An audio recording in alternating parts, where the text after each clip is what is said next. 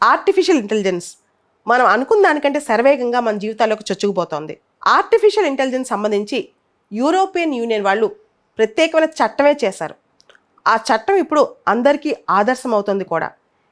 AI act అని చెప్పి, artificial intelligence act అని చెప్పి వాళ్ళు ఒక యాక్టే తీసుకొచ్చారు.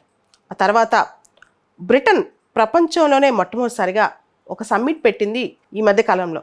అదే AI safety summit, artificial intelligence safety summit. Rishi Sunak ఆధ్వర్యంలో ఆ సమ్మిట్ జరిగింది.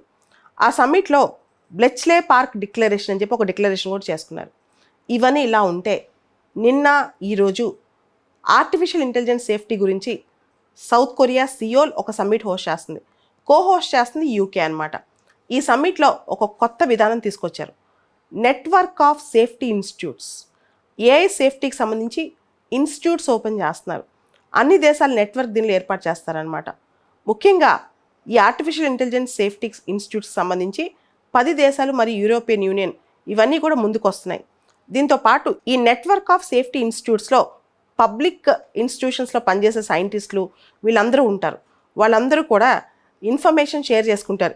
ఏఐ రిస్క్ గురించి, ఏఐ కేపబిలిటీస్ గురించి, ఆర్టిఫిషియల్ ఇంటెలిజెన్స్ లిమిటేషన్స్ గురించి ప్రతి ఒక్కళ్ళు, అంటే సడన్గా మనం షాక్కి గురి కాకుండా ఏఐ రిస్క్ల గురించి ముందే మనకి ఇన్ఫర్మేషన్ వస్తూ ఉంటుంది అనమాట. నెట్వర్క్ ఆఫ్ సేఫ్టీ ఇన్స్టిట్యూషన్స్ ఈ పని చేస్తూ ఉంటుంది. British prime minister Rishi Sunak కథనం ప్రకారం ఏఐ అనేది చాలా ఎగ్జైటింగ్ టెక్నాలజీ. దాంతోపాటు దాని సేఫ్టీ కూడా మనకు చాలా ఇంపార్టెంట్. ఈ నెట్వర్క్ ఆఫ్ సేఫ్టీ ఇన్స్టిట్యూషన్స్ అనేవి చాలా ముఖ్యం అని చెప్పి ఆయన చెప్పడం జరిగింది. ఈ కొత్త ఏఐ సేఫ్టీ ఇన్స్టిట్యూట్ నెట్వర్క్లో అనేక దేశాలు ముందుకు వస్తున్నాయి. European Union, France, Germany, Italy, UK, US, Singapore, Japan, South Korea, Australia, Canada. ఈ దేశాలన్నీ కూడా సిగ్నటరీ కంట్రీస్ అనమాట.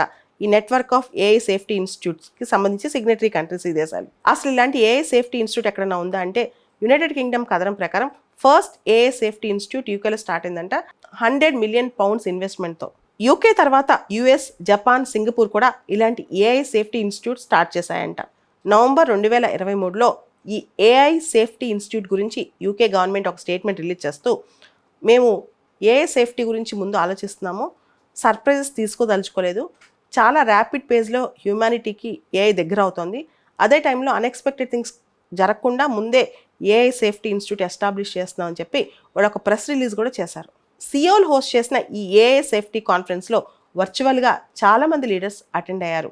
లీడర్స్తో పాటు ఇక్కడ సియోల్ డిక్లరేషన్ అని చెప్పి ఒక డిక్లరేషన్ కూడా వాళ్ళు సైన్ చేయాలని రెడీ అయ్యారు. అనేక దేశాల లీడర్స్తో పాటు రకరకాల కంపెనీస్, ముఖ్యంగా Open AI, Mistral, Amazon, Anthropic, Google, Meta, Microsoft, IBM ఇలాంటి కంపెనీస్ అన్ని కూడా ముందుకొచ్చి వాళ్ళు కూడా ఏఐ సేఫ్టీ రూల్స్తో కమిట్ అయి ఉంటామని చెప్పి చెప్పడం జరిగింది ఈ సమ్మిట్లో. ఏఐ సేఫ్టీకి సంబంధించి నెక్స్ట్ సమ్మిట్ ఫ్రాన్స్ హోస్ట్ చేయబోతోంది.